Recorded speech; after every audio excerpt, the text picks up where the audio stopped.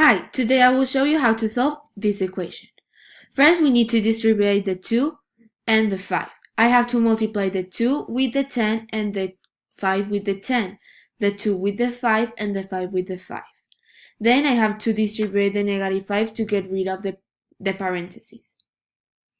I don't have to move the negative 26 with the x because it doesn't have the way to combine or get rid of. I have to divide 20 over 5 and 10 over 5, and then I have to combine the like terms to simplify. This is how it ends when it's simplified.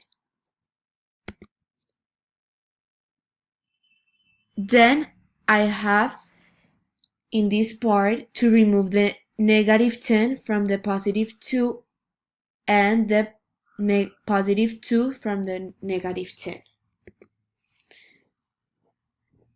Then when I do this step, it will be at the end this fraction. And then I have to remove negative 4x from positive 4x and negative 66x, and the answer to that is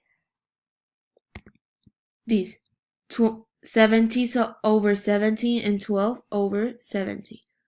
And here we need to divide 12 over 70, and the answer to that is 6 over 35. So that will be the answer. Thank you very much.